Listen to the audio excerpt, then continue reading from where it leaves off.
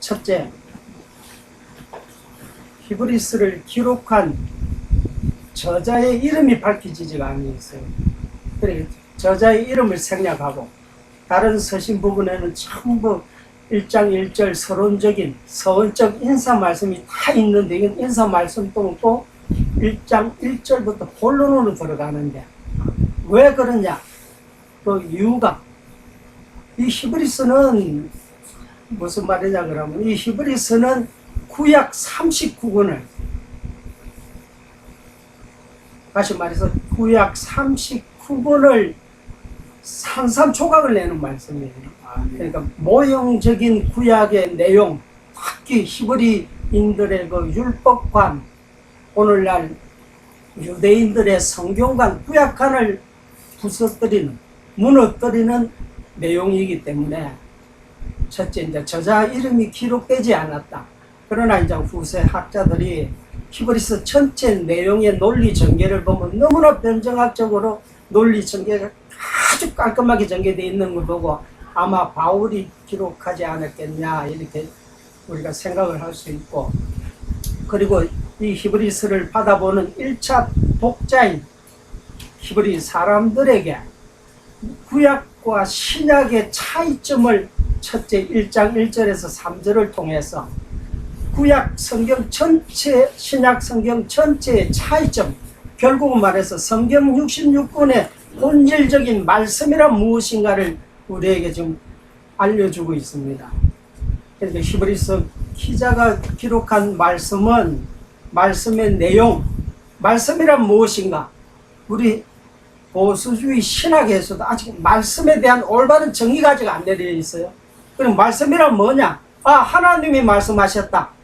그럼 말씀이란, 그럼 하나님이 말씀한 게 말씀이다. 맞죠? 그러면 이 말씀이라는 거는 언어의 높임, 아래 사람들에게는 아래 사람들이 하는 말은 그러니까 위 사람이 아래 사람들의 하는 언어를 말이라 그러고, 아래 사람이 높은, 자기보다 높은 위치에 있는 사람을 하는 말씀을 말씀이라 그러는데, 이 히브리서가 전하고자 하는 이 말씀은 그런 언어 유의적인 그런 말씀이 아니고, 다시 말해 이 말씀의 본질, 성경이 왜 하나님의 말씀이냐라고 묻는다 그러면 이러니 하나님의 말씀이다라고 정확하게 가르쳐 주고 있습니다. 그러니까 히브리서 1장 1절을 통해서 하나님께서 말씀하시는데, 옛적엔 선지자들로 여러 부분과 여러 모양으로 우리 조상들에게 말씀하셨다. 그러니까 언제 말씀하셨냐?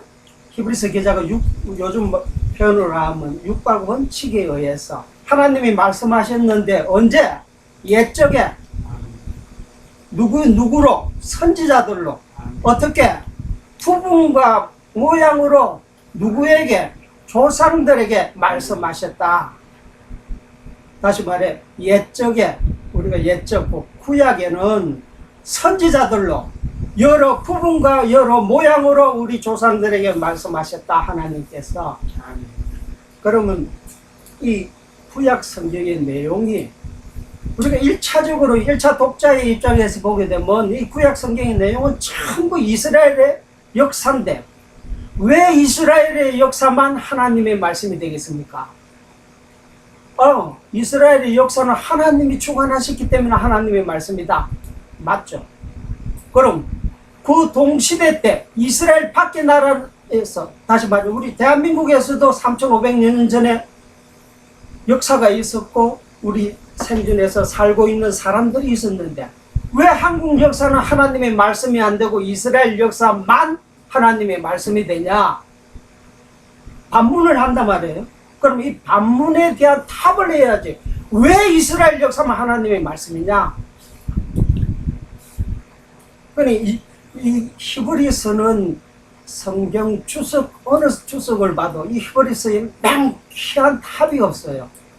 이게 우리가 개혁주의 장로교, 칼빈의 예정론을 믿는 신학 안에서는 가장 칼빈의 예정론에 반대되는 성경 구절이 히브리서에 두 구절이 있어요. 그러니까 이걸 풀지 않고서는 어디 가서 예정론을 설명할 수가 없어요. 첫째는 히브리서 4장 1절.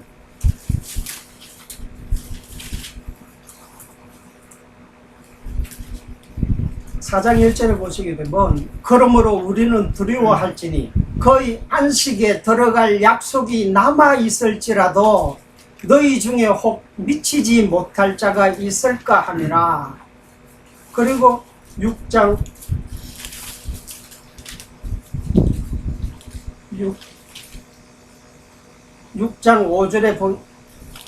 5절에 보게 되면 하나님의 선한 말씀과 내세의 능력을 맛보고 타락한 자들은 다시 새롭게 하여 회개케 할 수 없나니 이는 자기가 하나님의 아들을 다시 십자가에 못 박아 현저히 욕을 보임이라.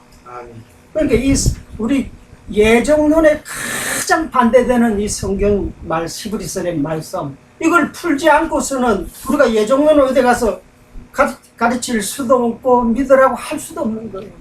그게 믿음이라는 거는 논리적 타당성이 있어야죠. 그냥 맹목적으로 믿는 건 그건 신앙이 아니고 신념이고, 신앙이라는 거는 믿어야, 알아야만이 믿어지는 거예요. 다시 말해서 믿음처럼 쉽고 아주 가벼운 게 없는 거예요. 우리 장도교는 믿어지니까 믿는 거지, 믿으니까 믿어지는 게 아니에요. 믿으니까 믿어지는 거는 신념이고, 신앙이라는 거는 믿기 싫어도 믿어지니까 자연스럽게 믿어지는 거예요.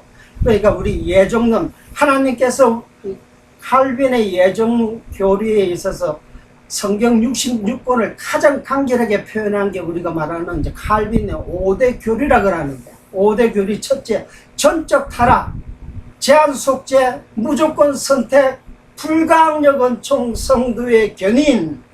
그러니까 이 성도의 견인에서 가장 부닥치는 말씀 기질이란 말이야. 야, 아무리 예수 잘 믿어도 타락하면 못 믿는다, 천국 못 간다. 고로 말해서, 그러니 우리가 열심히 믿지 아니하면 아무리 하나님이 예정했어도 우리는 천국 갈 수가 없다. 그러니까 고로 열심히 믿어야 된다, 이런 논리를 내세운단 말이에요. 그러면 예정론이 와르르 무너지는 거예요.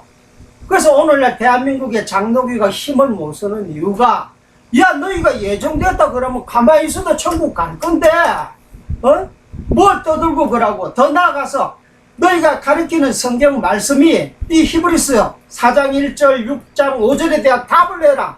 이 답을 하기 전에는 우리는 믿지 못한다 라고 말을 하는데, 그러니까 어느 주석봐도 이게 허물어먹 그냥 넘어가 버린단 말이에요. 그러니까 여기에 대한 정확한 답이 오늘 말씀드린 히브리서 1장 1절부터 오늘 서론적으로 말씀이란 무엇인가, 거기서부터 출발이 되어져서 1장 1절에서부터 히브리서 13장까지 끝나는 부분까지, 끝부분까지 히브리서 내용의 통일성을 찾고 또 히브리서 논리의 일관성을 찾아야만이 아까 말씀드린 그 4장 1절 6장 5절 싹 풀려버립니다.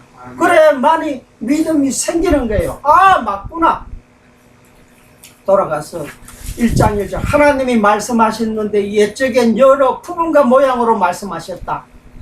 왜 이스라엘 역사가 하나님의 말씀에 되냐? 우선 그 탑부터 찾아야 되는 거예요. 하나님이 말씀하시는데 카인과 아벨의 사건이 창세기에 나옵니다. 카인은 농사를 지어서 하나님께 제사를 드리고 아벨은 어린 양을 잡아서 드렸는데 그 사건이 하나님의 말씀이다. 맞다. 왜? 구약이 기록이 되어 있으니까. 왜 카인과 아벨이 하나님의 말씀이 되냐? 그걸 찾아야 되는 거예요. 그러니까 하나님이 여러 부분으로 말씀하시는데 카인과 아벨의 사건을 통해서 어는 하나님 보시기에 의인이기 때문에 하나님이 제사 받았고, 카인은 의인이 아니기 때문에 하나님이 제사 안 받았다.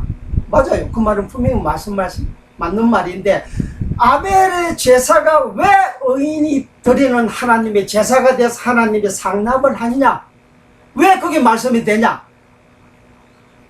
그러니까 말씀이 되어지는 이유는 아벨이 양을 잡아서 드린 제사는 장차 오실 예수 그리스도가 아벨의 죄를 대신해서 하나님께 드려진 제물, 장차 오실 예수 그리스도의 제물직을 그대로 믿고 드려진 예배이기 때문에 하나님이 그 제사를 받으셨다. 고로 말해서 카인과 아벨의 제사가 되어지는, 제사가 하나님의 말씀이 되어지는 이유는 뭐겠어요? 그 사건을 통해서 누가? 예수 그리스도가 드렸다 하기 때문에 하나님의 말씀이 되는 거예요. 그 다음 노아의 사건도 마찬가지예요. 노아가 성경 의인, 성경에서 말하는 의인이라는 것은 우리 도덕 윤리적인 그런 의인하고는 아주 아무런 상관이 없고, 성경이 말하는 의인이라는 것은 누구? 오로지 예수 그리스도의 의를 말하는 거예요. 우리도 전부 다 의인이에요. 우리 예수 믿는 자, 예수를 그리스도라고 믿는 자들은 전부 다 의인인데, 우리 내용은, 속은 우리는 의인이 될 수가 없어요. 우리 모습을 우리가 알고 있으니까. 그러나 우리가 의인이라 하는 것은 그리스도의 의를 우리에게 덧입혀서 신학적으로 어렵다고 칭해주니까 의인이 되고, 그러니까 노아의 사건을 통해서 노아의 방주 속에서 40주야 홍수 속에서 살아날 수 있는 방법이 뭐냐? 방주를 지어서 방주 안에 들어가라. 그러니까 방주 안에 들어간 노아의 식구들은 다 살아났고, 왜 그게 하나님 말씀이 되냐? 노아는 장차 오실 예수 그리스도가 이 땅에 오셔서 방주, 모형적으로 지은 방주가 아니고 참 방주인 참 교회를 세우시고 기초를 세우시고, 예수 그리스도의 교회 안에 그리스도를 기초가 되어지고 교회의 머리가 되신 예수 그리스도 안에 있는 자들은 전부 다 어떻게 심판에서 살아날 수 있다는 걸 하나님께서 예수 그리스도 오시기 3000년 전에 미리 보여준 사건이에요. 그로 말해서 노아의 방주 사건을 통해서 예수 그리스도의 교회가 드러날까? 그리스도 안에 있는 자는 결코 정죄함이 없나니, 로마서 8장 1절에 말씀하신 대로 노아의 방주를 통해서 오로지 그리스도가 드러나야만이 그게 말씀이 되어지고 곧 말씀이고, 그러니까 노아의 당대의 의인이란 소리에 혼돈이 되어서는 안 되고, 노아의 의라는 것은 그리스도의 의를 말하는 거죠. 성경에서 말하는 의는 전부 그리스도의 의를 말씀하시는 거지.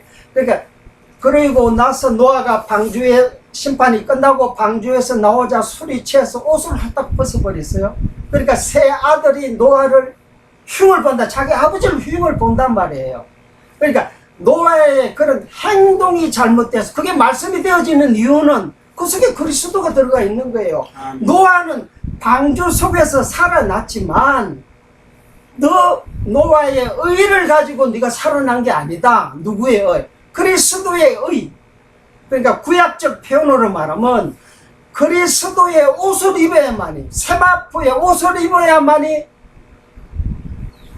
다른 사람들이, 다시 말해서 그 의가, 그리스도의 의가 비추니까 빛이 나고, 새 아들들이 흉을 안 보는데, 옷을 벗었다는 이야기는 그리스도의 신의를 싹 벗어버렸다는 소리예요. 그러니까 죄가 드러나죠. 그래서 흉을 보게 되고, 노아 이후 아브라함 사건도 마찬가지예요. 아브라함이 하나님이 아브라함을 부르시고 의인이라 한 것은, 다시 말해서 장차 오실 예수 그리스도께서 아브라함에게 하늘의 별, 땅과 바다의 모래알처럼 많은 민족을 이루게 해주고 너 씨로 말미암아 만민을 통치하는 은혜를 주겠다는 것은 장차 오실 예수 그리스도가 아브라함을 통해서 모형적으로 보여준 사건이기 때문에 아브라함이 사건이 말씀이 되어지고, 이삭, 야곱, 애굽에 내려가서 모세를 통해서 모세의 사건이 말씀이 되어지는 것은 모세의 사건 속에서 전부 다 그리스도가 드러나야 됩니다. 그러니까 다시 말해서 그리스도의 선지직, 왕직, 제사직, 특히 제사의 3요소인 성전, 제사장, 제물, 이 전부 다 그리스도가 드러나야만이 하나님의 말씀이 되어지는 거예요. 그러니까 구약을 읽을 때에 그리스도가 드러나지 아니하면 그건 하나님 말씀이 안 되고, 요즘 오늘날 유대인들 구약을 그대로 성경으로 받아들이고 믿고 있지만 그리스도를 드러내지 못해요. 고린도후서 3장에 보게 되면 빛으로 오신 참 그리스도가 너희들 모세는 얼굴에 수군으로 광채를 숨겼지만 지금 그 그리스도가 너희 마음의 수군으로 지금 덮고 있다 그랬거든요. 너희 마음을 그 마음의 수군을 벗겨버리면 전부 그리스도가 드러난다. 그러니까 율법이고 첫 새끼 첫 열매 하나님이 정해준 제물 11조 전부 다 그게 그리스도예요. 아멘. 그러니까 오늘날 우리는 오신 그 그리스도를 믿는다는 소리는 구약에 당신께서 보여준 구약 39권의 내용이 전부 다 2000년 전에 그리스도의 이름으로 오신 그 예수가 그리스도입니다 라고 믿는 거고, 그렇게 믿어야만이 구약도 하나님의 말씀이 되고 하나님의 복음이 되는 거예요.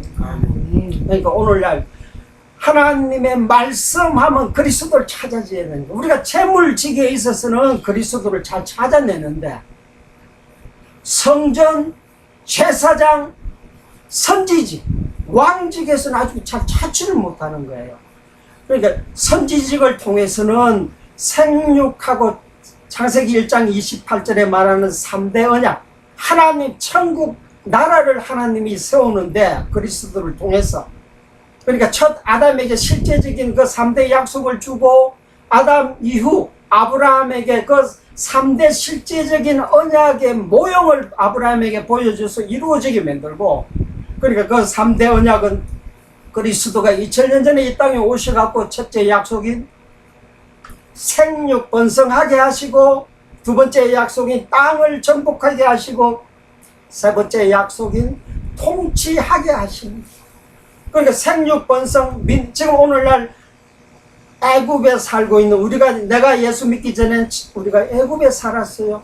우리는 예수 믿는 날 그날 거듭나서 애굽 밖으로 나와서 믿음의 씨가 우리 속에 들어와서 우리를 거듭나게 해서 우리가 자꾸 지금도 자라가고 있고, 자라가고 있는 과정에서 두 번째 약속 땅을 정복하려 하신 대로 신약적 교회, 곧 신약에 말하는 구약적 설명으로 말하면 하나님께서 가나안 땅 들어가기 전에 여호수아에게 불러서 요단강 동편에다 각 족속과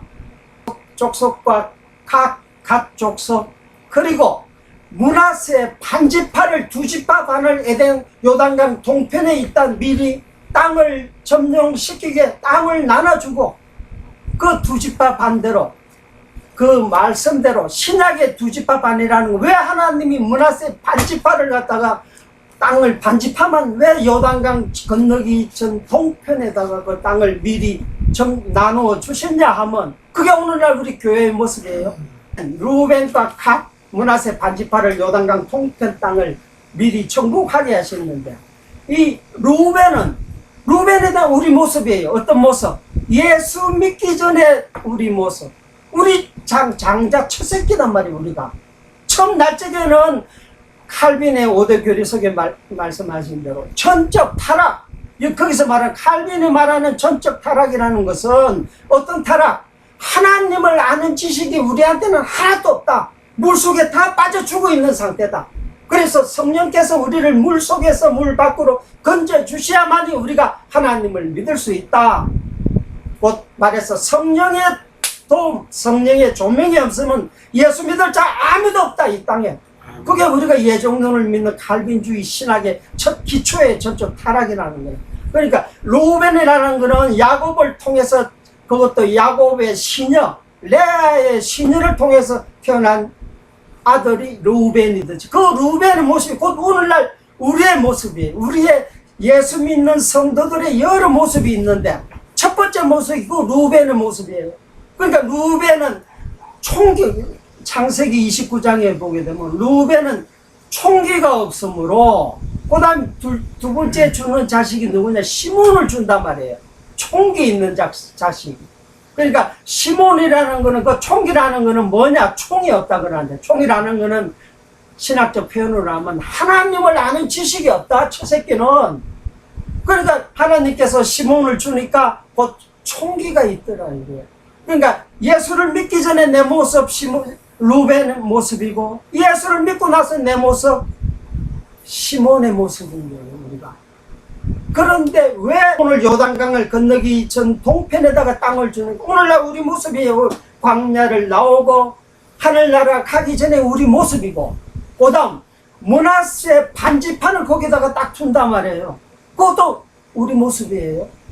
이 므낫세는 요셉이 애국 가서 난 에브라임과 므낫세야 두 자식인데, 그 애굽에서 낳은 므낫세를 반지파를 에덴 요단강 동편에 두서 땅을 점령하게 하신다.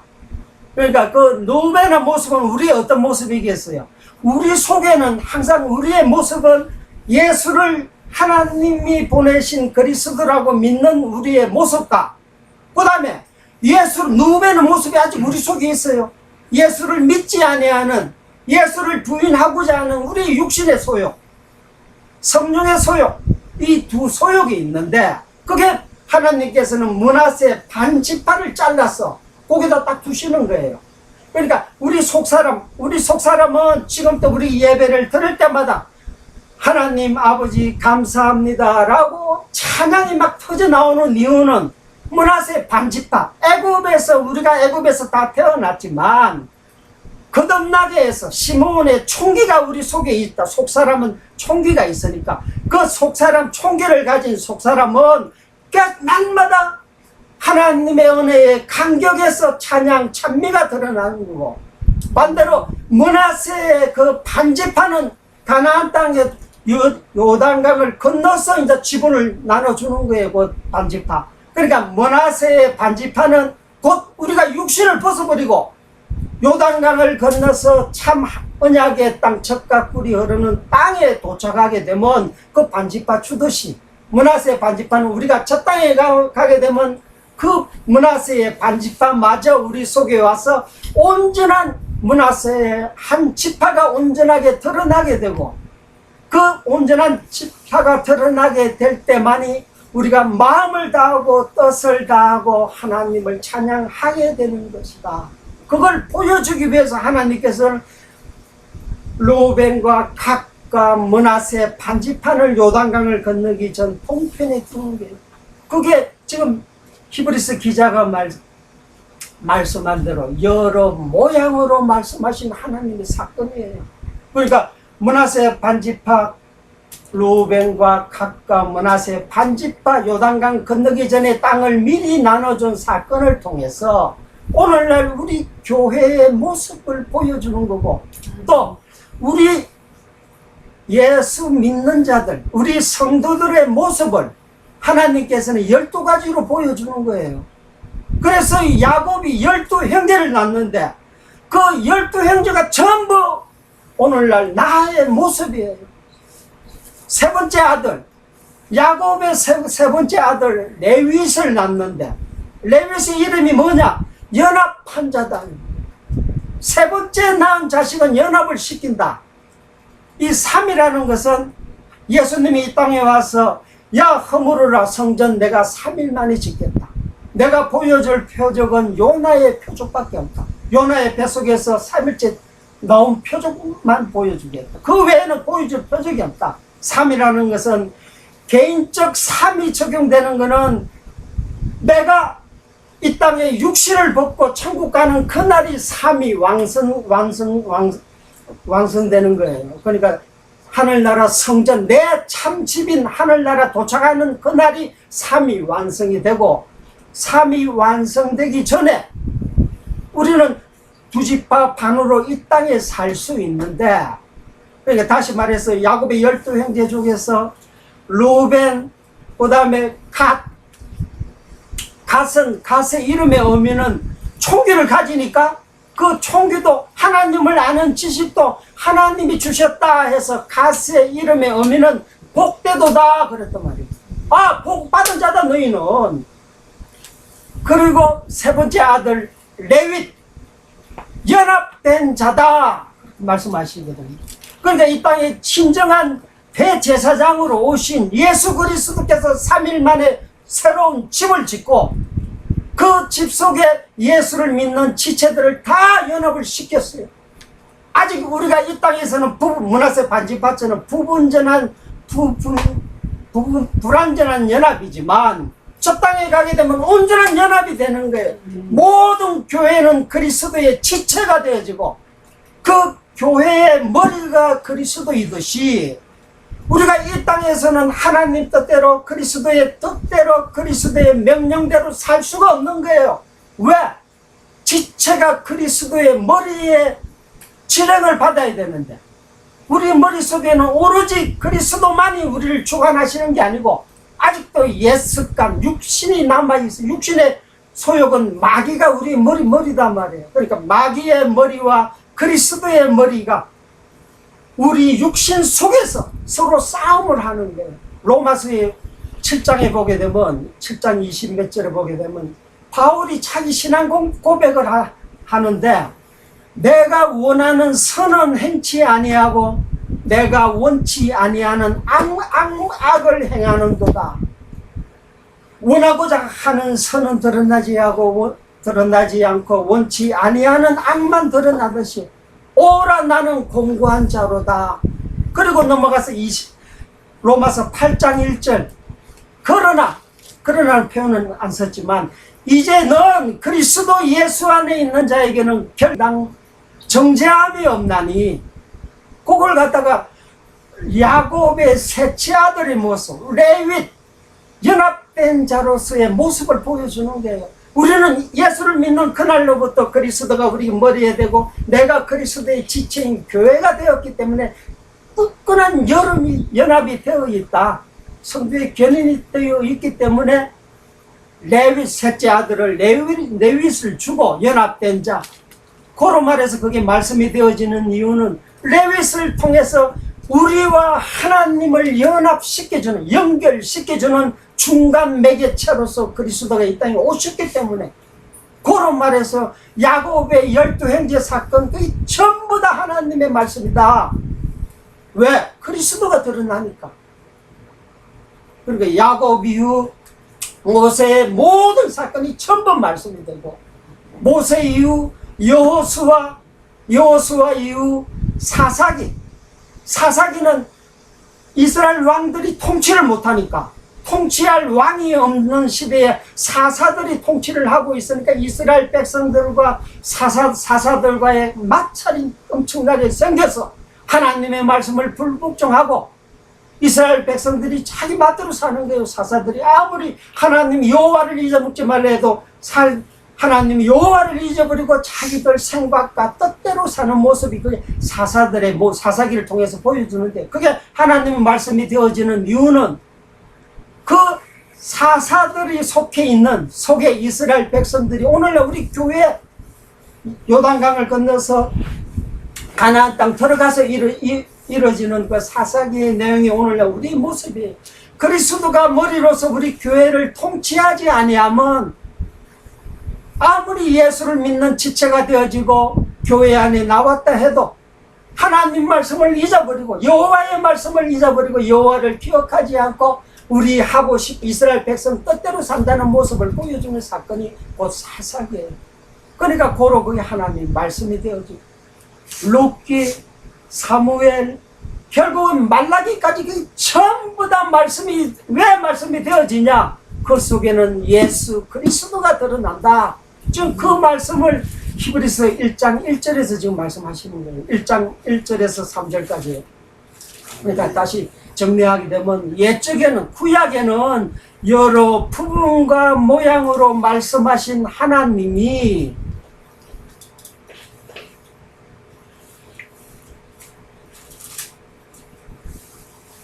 2절 이 모든 날 마지막에 그러니까 이 모든 날 옛적에는 선지자를 통해서 여러 부분과 모양으로 말씀하셨는데 이 모든 날 마지막 곧 신약에는 아들로 우리에게 말씀하셨으니 그러니까 아들이 신약에는 아들로 말씀하셨다. 하나님이 말씀하시는데 어떻게 말씀하셨냐? 아들로 말씀하셨다 그러거든. 아들이 말씀하셨다 그러면 아들이 어떻게 입으로 말씀하셨냐? 제스처로 말씀하셨냐? 이렇게 이해가 될 수가 있지만 이 성경은 아들로 말씀하셨다 그러거든요. 그러니까 그리스도가 이 땅에 오셔서 마리아의 몸에 잉태하는 게 그게 하나님의 말씀이다. 왜 그게 하나님 말씀이 되냐? 구약의 예언한 대로 이 세상 모든 믿는 자들의 죄를 위해서, 죄를 다 짊어지기 위해서, 당신께서 홀로 지기 위해서 죄 있는 육신의 모양을 입고 마리아의 몸에 잉태한 사건이 말씀의 극치다. 아들로 말씀하셨다. 그러니까 성경이 말씀이 되어지는 이유는 구약에는 여러 부분과 모양으로 말씀하셨는데 오늘날에도 유대인들, 히브리 사람들은 구약을 액면 그대로 성경을 읽고 그 문장 문맥대로 지키려고 엄청난 노력을 하고 지금도 살아가고 있는데 거기는 말씀이 없다. 왜? 그리스도가 안 드러나니까. 그러니까 이스라엘 유대인들은 지금도 아직 아들로 말씀하셨는데 이 예수를 그리스도라고 믿지를 않고 있습니다. 그러나 앞으로 예수 그리스도 재림 직전에는 이스라엘 백성들이 단체로 국가적으로 다 돌아와서 예수를 믿는 그날이 곧 세상 끝나라고 가장 가까이 온 날입니다. 그러니까 하나님께서 아들로 말씀하셨는데 이 아들을 만유의 후사로 세우시고 또 저로 말미암아 모든 세계를 지으셨느니라 이렇게 말씀하셨거든요. 그러니까 말씀이란 무엇인가는 히브리서 11장 1절에서 너무나 정확하게 드러나는 거예요. 그 믿음은 바라는 것들의 실상이요 보지 못하는 것들의 증거니 그 믿음을 지어버리고 거기다가 말씀을 넣어도 이해가 되는 거예요. 말씀은 바라는 것들의 실상이다. 보지 못하는 것들의 증거다. 언제까지 보지 못하는 것들의 증거냐? 그 히브리서 기자가 말씀하신 거. 지금 아들로 말씀하기 전까지는 너희들 바라는 것들이 실상인데 말씀이 육신을 입고 이 땅에 오셨는데 너희들이 아직 보지 못하고 있다. 알지 못하고 믿지 않고 있으니까 보지 못하는 것들의 증거로서 구약의 이스라엘 선진들이 어떻게 말씀을 믿었는가 그 내용 설명을 11장 2절부터 하시는데 모든 세계가 하나님의 말씀으로 지어진 걸 안다. 그 다음에 아벨의 사건 다 그리스도를 그렇게 나열을 시켜서 오실 예수 그리스도를 믿게 해서 지금은 우리는 오신 예수 그리스도를 믿고 있으니까 우리처럼 편안하게 예수 믿는 사람이 어디 있겠어요? 구약 사람들은 보지 못하는 가운데서도 억지로 부분과 모양을 가지고도 믿었는데 우리는 아들로 실체가 와서 다 보여주는데 어떻게 안 믿을 수가 있겠어요? 그러니까 이 히브리서 기자는 구약 유대교에 대한 싸움을 하는 거예요. 야 유대교 너희들 다 잘못됐다. 왜? 구약은 신약의 모형이고 그림자다. 이걸 논리적으로 지금 설명을 이제 1장 1절부터 해나가는데 1절에서 2절까지는 성경 전체 구약과 신약의 차이점을 설명을 하고 3절부터 시작해서는 그게 영광의 광채다. 그러니까 하나님의 영광이라는 것은 그러니까 모든 세계를 지으셨느니라 하면서 3절에 와서 이는 하나님의 영광의 강체시요 그렇게 말씀하시거든요. 그러니까 우리가 일반적으로는 성경을 읽고 하나님의 영광을 찬양합시다 할렐루야 할렐루야 하지만 하나님의 영광을 우리가 어떻게 알 수가 있어요? 그러니까 하나님의 영광을 우리가 절대 알 수가 없습니다. 하나님은 보이지 아니하시는 분이기 때문에 우리가 보이지 아니하시는 분을 들을 수도 만질 수도. 그러니 하나님께서는 하나님이 생존하시다. 나는 여호와로서 너희들에게 있다는 사실을 이스라엘 백성들에게 알려주기 위해서 언약을 세우시는 거예요. 창세기 1장 28절에 곧 천국을 내가 세운다. 그러니까 생육번성 국민을 세우고 두 번째 땅 정복, 땅을 국토를 주고 세 번째 만물을 통치, 국가를 준다. 왕을 준다. 고로 말해서 천국을 세우는데 그게 하나님께서 미리 정하신 언약인데 그 언약은 결국은 구약 전 태초부터 하나님이 작정하셨다. 고로 말해서 이 말씀이라는 걸 우리가 깊은 이해를 가지려고 그러면 이 말씀이라는 걸 다른 표현으로 하게 되면 말씀 안에는 하나님의 작정, 하나님의 뜻, 하나님의 주관, 하나님의 은혜, 이 모든 내용을 함축돼서 로고스 말씀이라고 하시는데, 그러니까 말씀을 통해서 영광의 광채가 드러나기 위해서는 하나님이 미리 정하신 대로 그 언약대로 구약에는 모형적으로 몇천 년 역사, 이스라엘 역사를 통해서 보여주지만 이제는 그 실체가 이 땅에 오셔서 아들로 다 말씀하셨다. 봐라, 하나님이 세우신 언약은 1.1획도 변함이 없이 그리스도가 와서 다 이루어지지 아니하냐. 고로 어떻게 하나님의 세우신 언약은 분명히 이루어진다는 사실을 역사를 통해서 우리가 깨닫고 발견하게 되니까 하나님이 계시네. 그러면 그 언약 세우시고 언약대로 지키시는 분 참 대단하신 분이다. 엘로힘, 정말 전능자구나.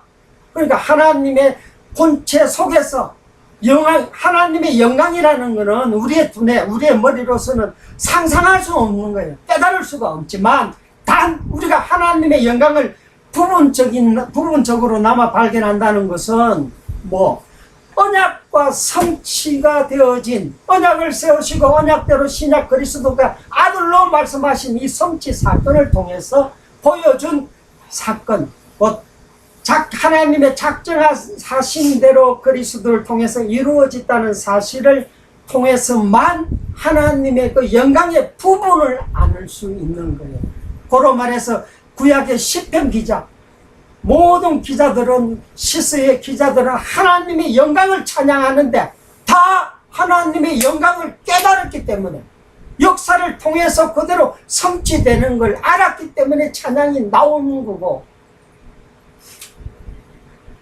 야곱의 넷째 아들이 아마 유다일 거예요. 유다는 찬양을 하는 자다, 그런 의미가 있듯이, 반대로 우리 속에는 다 유다가 다 우리 속에 있는 거예요.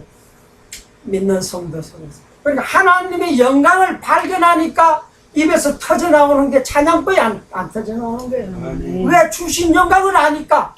그러니까 하나님의 영광을 발견하게 되면 거기서 광채가 비쳐 나오는 거예요. 이 영광의 광채라는 것은 햇빛, 세상 빛이 아니고 언약대로 이루어진 그 실체인 그리스도가 아들로 2000년 전에 이 땅에 오셔서 말씀으로 드러내 보여줬기 때문에 그게 영광의 광채인 거고, 그 영광의 광채를 깨닫고 찬양이 터진다는 사실은 아직도 우리 속에는 시몬, 총기가 하나님을 아는 지식을 가진 자가 있고, 셋째 아들 레윗을 통해서 그리스도 나아가서 하나님과 연합이 되어졌지만 아직도 우리는 이 땅에 있기 때문에 아직도 육신의 소욕이 살아있다. 첫째, 루벤이 아직도 우리 속에 있단 말이에요. 그러니까 둘째 아들 시몬과 셋째 아들 레윗의 사건을 통해서 하나님은 정말 여호와시구나 라고 알아야만이 우리 입에서 영광의 광채에 대한 찬양이 터져 나오고, 그 찬양은 지절로 터져 나오는 찬양이에요. 찬양합시다가 아니고 찬양이 되어지는 찬양.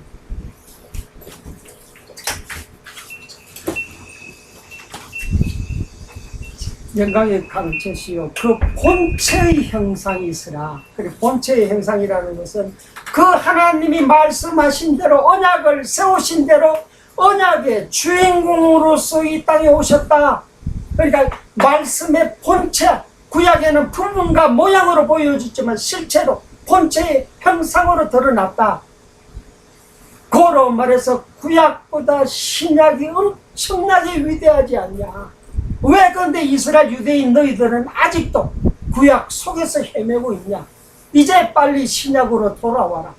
예수 그리스도께로 돌아오라 라고 지금 1장 1절에서 2절 3절을 통해서 구약 전체와 신약 전체를 통해서 신약의 우월성을 보여주고, 고로 말해서 구약에 나열된 모든 사건들, 모든 인물들을 하나하나 나열을 시켜 나가면서 히브리서 기자는 신약의 우월성을 드러내고 있습니다.